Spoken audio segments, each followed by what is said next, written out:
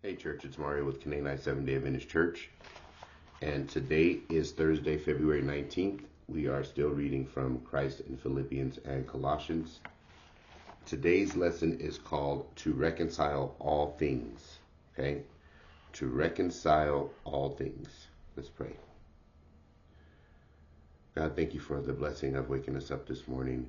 Thank you for the blessing of giving us another opportunity to read another lesson, to learn, to study, to grow with you.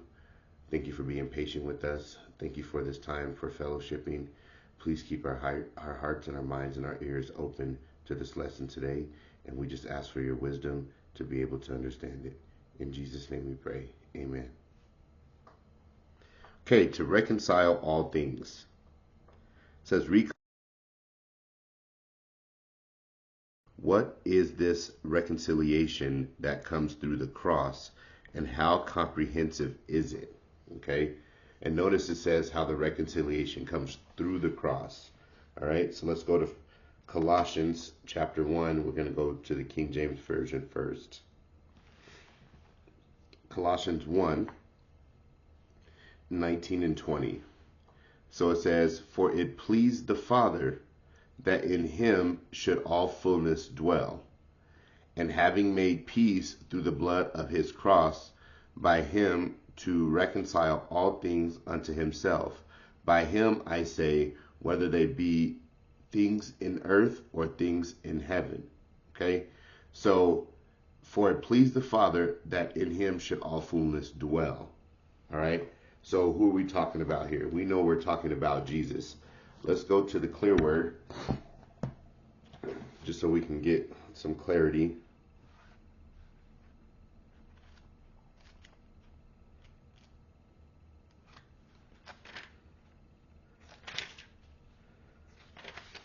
Okay. Again, it says, the Father was pleased to acknowledge the fullness of God in him. Okay? So the Father was pleased to acknowledge the fullness of God in Christ. We're speaking about Christ here. He brought peace to the human race by shedding his blood on the cross, thus uniting heaven and earth. Okay? So again, this is just more in-depth realization of what Jesus's death and resurrection, his him being crucified, what it actually means, like some more understanding of what it actually meant for what Jesus did. It wasn't just a simple him sacrificing and dying for our sins, right? We like to say that all the time, but it's more in depth than that. When we look at it first, you know, even though he was giving himself up and becoming sin for us, the Father was pleased to acknowledge the fullness of God in him. Okay? And he brought peace to the human race by shedding his blood on the cross, uniting heaven and earth, because we know that's where Jesus was initially, and then him becoming a little lower than angels, because the Bible says that, him becoming a little lower than angels, coming down here, meeting us face to face.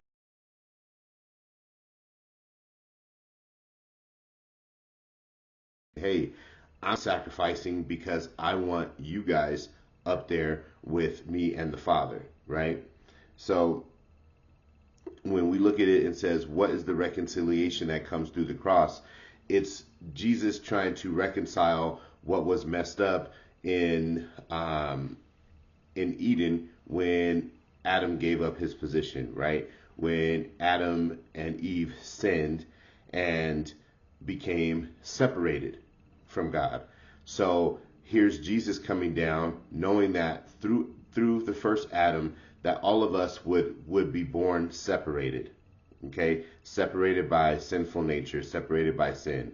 So here's Jesus dying, not only to save us from our sins, but to reconcile. When he resurrected himself from the dead, it's like he died for our sins, so he took all of our sins, became sin himself, even though he was sinless, became sin himself, made the payment, right? Made the payment for our sin, died, and then came back, right? Resurrected to beat death and to beat sin. And now through him, we can reconcile and basically be accepted back into the fold where we belong.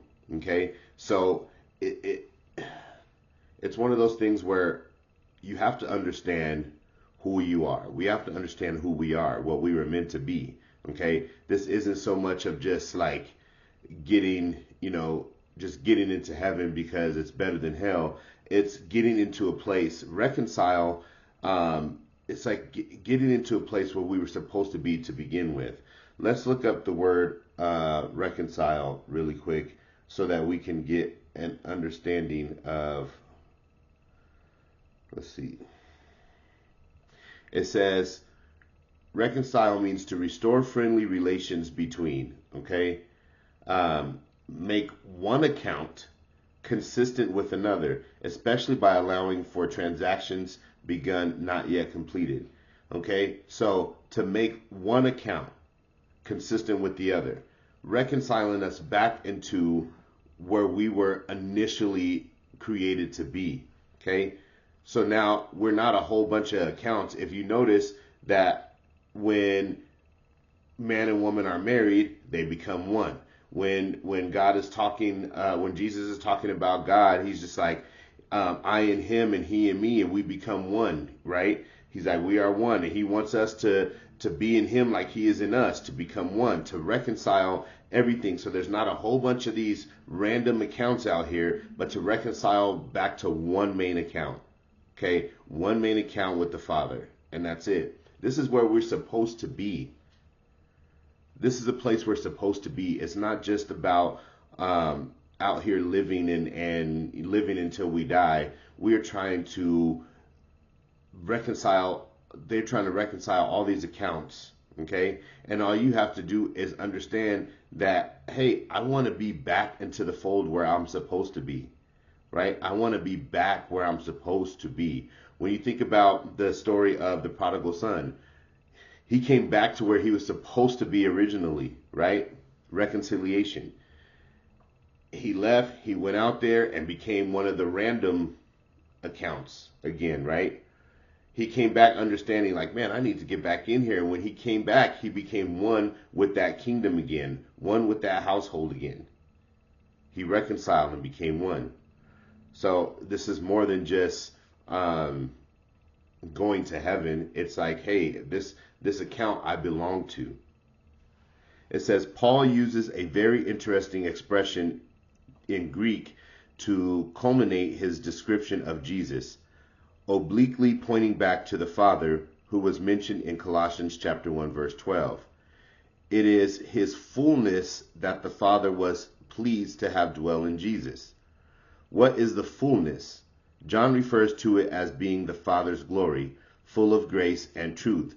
Notice that he didn't say he was pleased with the works of Jesus. He wasn't pleased with how many people Jesus healed. He wasn't pleased with that Jesus fed, how many people he fed with the fish and the loaves of bread. He wasn't pleased with his speech on the mount or anything like that. Not saying those things were not important, but that's not what God is focused on. God is focused on the fullness. It is his fullness that the Father was pleased to have dwell in Jesus. And what is the fullness? John refers to it as being the Father's glory. So here's God looking at Jesus and seeing the fullness of God in him. So that's reconciliation. It's when he looks at us, he's going to see the fullness of him in us. We're all one account. Okay. Every time when I look this account up, this is what I want to see. I want to see this in the account. Okay. And no matter which one of us he looks in, he wants to see the fullness of the Father's glory in each and every one of us. We all look the same spiritually. And that's what God is looking for.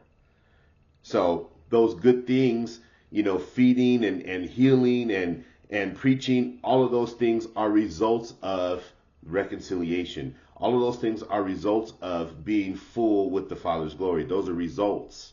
Okay. It says, but based on this passage, that fullness encompasses a lot. It embraces God's eternity and self-existence, and his power to create and recreate. Most important, it underscores his wisdom in conquering sin and death through the most unimaginable means, the cross.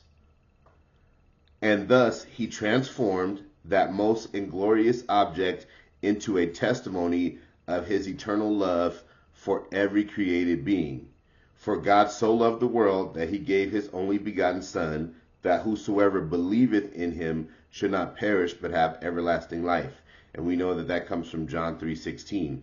So God was able to take something that essentially was made to be ugly, the being crucified. That's an ugly thing, right? That's an ugly thing to witness or to go through, either one.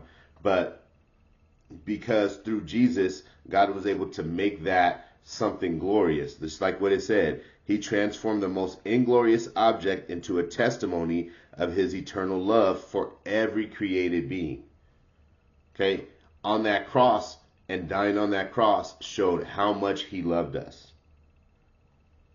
The only way sin could really be defeated forever and all things be reconciled that could be reconciled is summed up in that one glorious truth. God loved. He loved the universe. He loves us so much that he risked everything to save us through Christ's death on the cross. The Greek word for world is cosmos, which can encompass the whole universe. Paul refers to this universal demonstration in the context of following Christ. We have been made a spectacle to the world, both to angels and to men. Okay? We have been made a spectacle because here God is showing how much he cares about us, what he created. Right? Showing the angels, showing Satan, showing everybody all across the cosmos, all across the universe. Hey, I love you. And hear not just words, but then a demonstration of the word. And it's crazy when you think about it because, you know, we say, well, one of the things I say is we, as men, we have two things, and it's our name and our word, right? Well, here's the Father, right? Here's God putting his name, his name and his literal word on the cross, sacrificing his name and his word to save us. That blows my mind because the literal word of God was put up there to sacrifice. His literal word was used to sacrifice to save us. Heaven viewed with grief and amazement Christ hanging upon the cross. By a life of rebellion, Satan and all who unite with him place themselves so out of harmony with God that his very presence is to them a consuming fire. The glory of him who is love will destroy them. At the beginning of the great controversy, the angels did not understand this. Okay? They didn't understand what that rebellion meant or what it was going to mean for them later. Okay? And that's what God is trying to explain to us now, what that rebellion means for us. Okay? If you remember, when he's talking to Moses, that, you know, Moses can't, he said, my glory will destroy you. Okay. And now it makes more sense to me when you think about it. It wasn't just that God was so powerful that he couldn't lay his eyes on, that Moses couldn't lay his eyes on him. Moses was still a sinful being, right? Not yet reconciled all the way. Okay. Sin hadn't been defeated. So it's like, hey, if I lay my glory on you, you're gone forever. God understood that. And now that makes more sense to me where you understand, like, you know, hey, we're out of harmony. You know, I know that Moses at that time, they were making sacrifices of animals and things like that. But we knew that that was just temporary, right? Something had to be more permanent. And that's what Jesus was, more permanent. The glory of him who is love will destroy them. At the beginning of the great controversy, the angels did not understand this. But not so when the great controversy shall be ended. Then the plan of redemption having been completed, the character of God is revealed to all created intelligences. Okay, so once sin is the plan of redemption, because sin is already defeated, but once sin is destroyed completely, and everyone that's left will be free of sin, right? So then, boom, we can lay our eyes on God because his glory will not destroy us because we're not sinful beings anymore. We're new bodies, we're new creatures, we're new everything, all reconciled with the Father. So now we can lay his eyes on him and not be destroyed. Well, then the might of the angels rejoiced as they looked upon the Savior's cross. Christ himself fully comprehended the results of the sacrifice made upon Calvary. To all these he looked forward when upon the cross he cried out, "It is finished."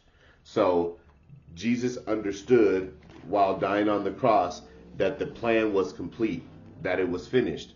The reconciliation process had begun, and now we have a choice. Do we want to be reconciled, or do we want to be just one of these random accounts, to never lay eyes on the one that created us? And that's not something I want, and I definitely know that's not something that I want for any of us, but we all have a choice to make. We all have a choice to say that I want to be reconciled back into the account that I was originally supposed to be in. Okay? Just like you have all these random accounts in the world and you want to put them all in one so that everything is back together and easy to manage. That's the same thing God wants. He's like, hey, I want everybody back together. I created this for us to be one. Sin separated us, and now he's going in and fixing the problem. A problem that he didn't even create, right? He didn't create the problem, but he became the solution. God, thank you for this lesson today, and thank you for helping us to understand, again, even more what Jesus' death on the cross meant for all of us. Thank you for giving up your name and giving up your word as a sacrifice so that we could live and be reconciled with you. Thank you for the Holy Spirit, and we just ask that you please keep that on our hearts and our minds so that we continue to understand and remember, so that we don't forget what all of this means. And we ask for all these things in Jesus' name. Amen. Till next time, church.